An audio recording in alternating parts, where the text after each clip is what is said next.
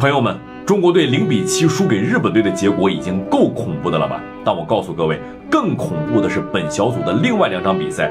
印度尼西亚在客场1-1战平了沙特阿拉伯，而且我看了一下比赛的过程啊，印尼的发挥是非常出色的。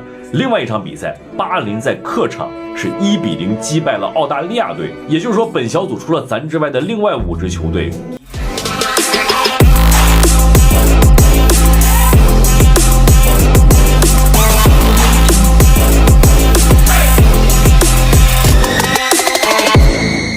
很期待了是吗？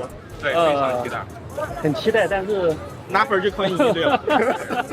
其他感觉这个印尼也想从中国身上拿分，然后中国也想从印尼。印尼已经3分了，那如果客观来看的话，你猜一下今天的比分大概会是多少？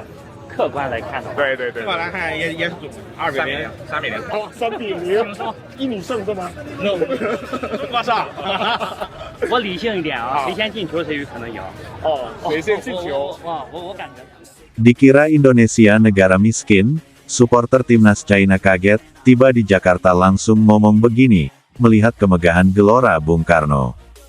Jakarta hari itu panas menyengat, tapi suasana di sekitar kompleks Gelora Bung Karno, GBK penuh kegembiraan. Para supporter timnas China baru saja tiba di Indonesia untuk mendukung tim kesayangan mereka dalam laga kualifikasi Piala Dunia melawan timnas Garuda. Namun, ada satu hal yang tak mereka duga sebelumnya, mereka benar-benar terkejut melihat kemegahan Stadion Gelora Bung Karno. Banyak di antara mereka yang sebelumnya mengira Indonesia hanyalah negara berkembang dengan fasilitas olahraga seadanya. Tapi semua persepsi itu langsung runtuh begitu mereka menginjakan kaki di stadion legendaris ini. Rombongan supporter China datang menggunakan pesawat charter khusus dari Beijing. Begitu mereka mendarat di Bandara Soekarno-Hatta, sambutan hangat sudah mereka rasakan. Mulai dari petugas bandara, sukarelawan PSSI, hingga supporter Indonesia yang dengan ramah menyapa mereka di pintu keluar. Tapi puncak keterkejutan terjadi ketika mereka akhirnya tiba di GBK untuk menyaksikan sesi latihan timnas China sehari sebelum pertandingan. Mata mereka membelalak melihat stadion megah yang berdiri di pusat Jakarta, dikelilingi kompleks olahraga yang modern, megastore yang menjual merchandise resmi, dan layar raksasa LED yang memancarkan tayangan highlight tim nasional. Salah satu supporter China, bernama Li Wei, yang datang bersama rombongan fan club dari Shanghai, bahkan tak kuasa menahan komentarnya. Wah, saya kira stadionnya kecil dan tua. Tapi ternyata sangat megah, modern, dan besar. Ini setara stadion Eropa. Selama ini, di mata sebagian orang luar, Indonesia mungkin hanya dikenal sebagai negara kepulauan dengan pantai eksotis, hutan tropis, dan budaya tradisional. Jarang yang membayangkan bahwa Indonesia juga memiliki fasilitas olahraga kelas dunia. Banyak supporter China yang mengaku sebelum berangkat mereka hanya membaca sekilas berita, bahkan ada yang berpikir stadion utama Indonesia pasti sederhana. Namun begitu mereka berdiri di depan stadion utama Gelora Bung Karno, yang punya kapasitas lebih dari 77.000 penonton, mereka benar-benar terdiam. Arsitekturnya keren, pencahayaannya luar biasa, kursi penontonnya semua tertata rapi, rumput lapangannya juga standar internasional. Saya benar-benar salah kira, ujar seorang supporter bernama Chen Rong, sambil memotret stadion dari berbagai sudut. GBK bukan stadion sembarangan.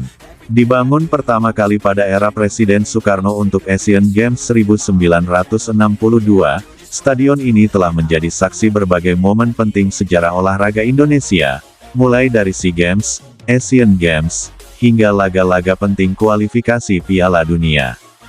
Renovasi besar dilakukan untuk Asian Games 2018, di mana stadion ini diperbarui dengan standar modern, lampu LED, kursi single seat, sistem keamanan canggih, bahkan penataan akustik yang mendukung atmosfer supporter. Tak heran, setiap tamu dari luar negeri yang pertama kali menginjakan kaki di sini selalu kagum. Supporter China yang datang pun langsung membandingkan stadion ini dengan stadion-stadion di negara mereka. Stadion ini tidak kalah dengan stadion di Guangzhou atau Beijing. Bahkan atmosfernya lebih terasa di sini karena dekat dengan pusat kota, komentar seorang penggemar yang datang dari Shenzhen. Tak butuh waktu lama, media sosial pun langsung ramai. Banyak supporter China yang memposting foto dan video mereka di depan GBK, diiringi caption penuh kekaguman. Di platform Weibo, tak sedikit juga fans Indonesia yang ikut mengomentari unggahan mereka, mengucapkan selamat datang dan menyambut mereka dengan ramah. Ketua Umum PSSI Erick Thohir menyatakan bahwa respons positif dari supporter China adalah bukti bahwa Indonesia sudah berada di jalur yang benar dalam membangun infrastruktur olahraga. GBK adalah kebanggaan bangsa. Kami ingin setiap tamu yang datang ke sini merasakan atmosfer yang luar biasa, baik itu pemain, ofisial, maupun supporter, ujar Erick. Selain itu, Erick berharap momen ini bisa mempererat hubungan antar pendukung. Kami ingin supporter China pulang ke negaranya membawa cerita baik tentang Indonesia.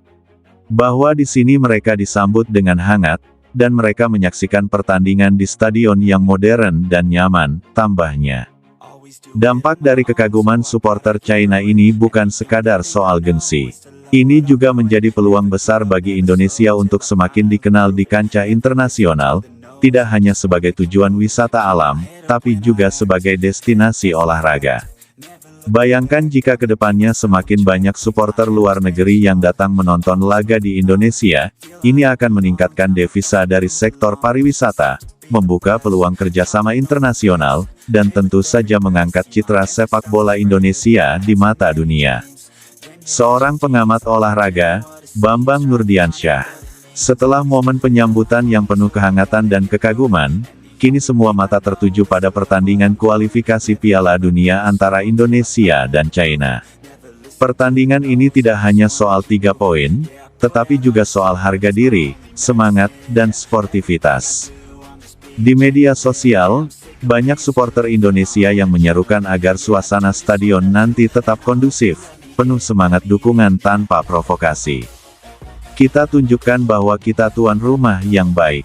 Kita dukung Indonesia dengan lantang, tapi tetap hormati tamu, tulis seorang admin fanpage besar Timnas Garuda. Kejutan yang dirasakan supporter China saat tiba di Gelora Bung Karno adalah pengingat penting, sepak bola bukan hanya soal siapa yang menang dan siapa yang kalah. Sepak bola juga soal membangun jembatan, mempertemukan budaya, dan membuka mata orang lain tentang siapa kita sebenarnya. Hari ini, ketika supporter China berdiri kagum memotret stadion megah di Jakarta,